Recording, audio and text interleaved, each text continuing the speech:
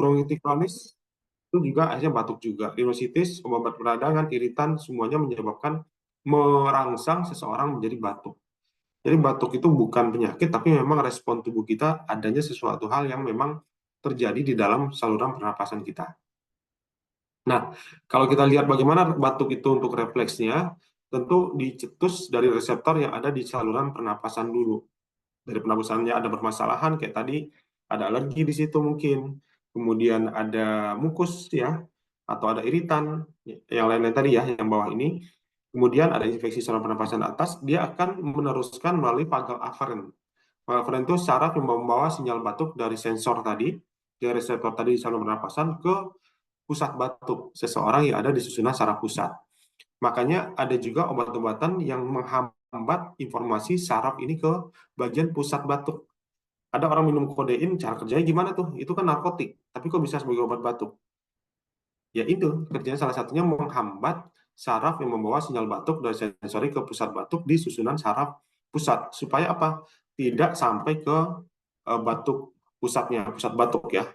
Karena udah sampai di pusat batuk akan membawa sinyal batuk ke pusat batuk, dari pusat batuk tersebut ke susunan saraf pusat yang ke motorik, penggerak.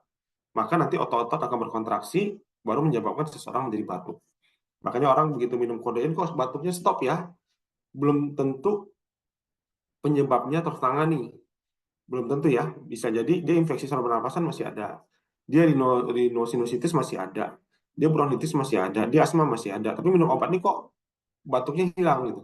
Kenapa bisa hilang? Karena dia memblok di bagian persarafannya ya. Narkotik kodein itu mekanisme kerjanya seperti itu ya. Nah, kemudian proses terjadinya mekanisme batuk ini ada fase iritasi, di mana terjadinya iritasi di salah satu saraf sensorik nervus vagal. Kemudian ada fase inspirasi, di glotis kita itu secara refleks terbuka lebar sehingga kontraksi pada otot pernapasan, ada kontraksi pada otot laring. Udara akan cepat dalam jumlah banyak masuk ke dalam paru-paru, sehingga nanti akan menyebabkan ekspirasinya pada saat ngeluarin nafasnya itu justru menjadi lebih kuat. Kemudian setelah itu tertutup lagi glotisnya, terjadi batuk yang efektif, keluar tuh batuk. Batuk juga terjadi tanpa penutupan glotis ya. Nah, fase terbuka tiba-tiba, terjadi pengeluaran udara dalam jumlah yang besar dengan kecepatan yang tinggi. Itulah yang disebut dengan batuk tadi. Kadang-kadang juga pengeluaran benda-benda asing ya dari di dalam. Kalau pernapasannya ada lendirnya, bisa jadi pada saat batuk lendirnya tiba-tiba keluar ya. Itu yang diharapkan oleh orang yang sedang banyak lendir. Jadi kalau kita di sebelahnya, oh, jangan lihat. Kemudian itu juga sebagai sumber penularan tuh. Makanya kalau batuk ada orang TBC jangan dekat-dekat tuh, karena itu dia mengeluarkan benda asing, dia mengeluarkan Mycobacterium tuberculosis keluar kehirup sama orang sehat. Ya akhirnya TB juga ya. Itu batuk buat orang yang batuknya mengeluarkan si bakterinya, sedangkan buat orang yang dekatnya justru membahayakan ya. Nah, tadi juga ada di tempat teman-teman juga ada saya lihat batuknya, berlangsungnya, kemudian karakteristik batuknya. Kalau berdasarkan lama berlangsungnya ada yang akut, subakut, dan kronis. Kalau akut, orang dewasa biasanya kalau kurang dari 3 minggu itu masih masuk kategori akut. Anak-anak kurang dari 2 minggu masih kategori akut. Sedangkan kalau subakut, ini pada dewasa biasanya 3-8 minggu, jadi 2 bulan batuk terus, ya subakut. Tapi kalau udah lebih dari 8 minggu, 2 bulan, batuk terus-terusan, itu disebut dengan batuk kronis. Ya. Banyak batuk-batuk kronis apa aja, nanti teman-teman searching ya. Batuk-batuk yang menahun, orang tuh batuk terus. Dan kadang juga sulit untuk disembuhkan karena sifatnya progresif. Contoh, saya beri contoh aja ya. Penyakit paru obstruktif kronis, PPOK, atau COPD kalau bahasa luarnya. Chronic Obstructive Pulmonary Disease. Itu penyakit yang kronis batuknya dan terjadi sumbatan atau di dalam paru-parunya ya. Kemudian itu bahkan juga salah satunya emfisema, kerusakan pada si alveolinya itu. Itu batuknya juga terus-terusan tuh dan lama bertahun-tahun ya. Kemudian berdasarkan karakteristik ada batuk yang kering, tadi sudah disebutkan ya, non produktif, antitusif, ada juga batuk yang produktif, batuk yang orang bilang basah atau mukolitik ya, butuh mukolitik dan butuh juga ekspektoran. Mukolitik dan ekspektoran, menghancurkan mukus dan juga membuat si kekentalan si lendirnya semakin berkurang. Oke, ini beberapa penata laksana aja, batuk non produktif, batuk rinitis, apa yang diberikan biasanya antitusif non produktif. Karena rinitis ada histamin di situ, ada kortikosteroid kalau pada dewasa. Pada anak-anak kadang kortikosteroidnya lebih mudah kasih yang inhalasi gitu ya. Beberapa obat yang diberikan.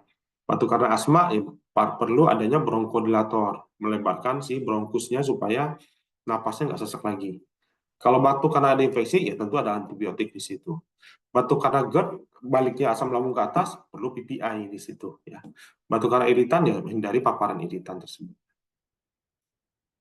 Itu kemudian yang ini tadi teman-teman sudah sama-sama lengkapi ya, nama zat aktifnya apa, batuk mukolitik yang perlu teman-teman garis bawahi dari termasuk golongan apa, dia mukolitik ekspektoran kah, dia termasuk antitusif apa enggak, dia termasuk dekongestan apa enggak. Itu yang perlu diperjelas aja. Tadi udah saya lihat dari slide-slide seperti itu.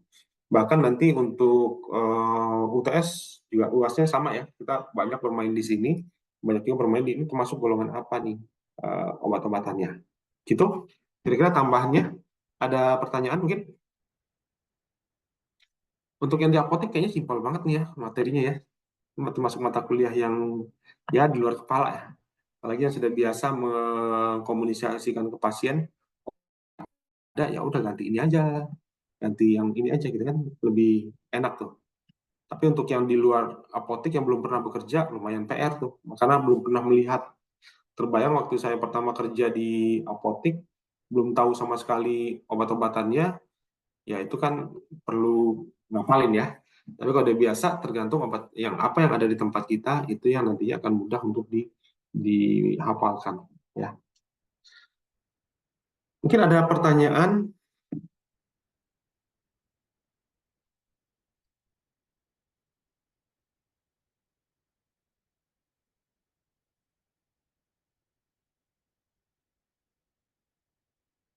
Nggak ada? Cukup?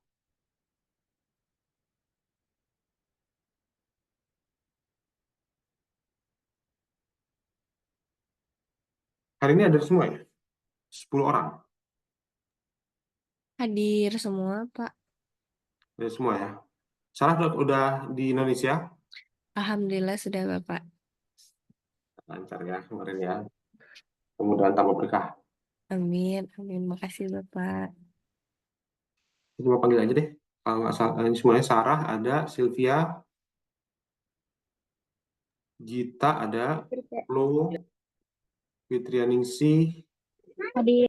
Tri, Zahira, Ananda, Hadir. Nara lagi di mobil tuh. Abdul Hafiz, sama Hadir. Anda. Ya, oke ada semua. Hadir, Pak. Oke, nanti materi saya share ya. Tadi baru saya share materi yang hari ini. Ntar setelah ini saya share materi yang kemarin ya, Sarah ya, yang tentang antasida ya. Iya, entah sudah, Bapak. Terima kasih, Bapak. Oke, kalau nggak ada, saya rasa cukup ya teman-teman pertemuan hari ini. Selamat pagi semua. Assalamualaikum warahmatullahi wabarakatuh. Waalaikumsalam Waalaikumsalam warahmatullahi wabarakatuh. Terima kasih, Bapak. Terima kasih semua. Ya.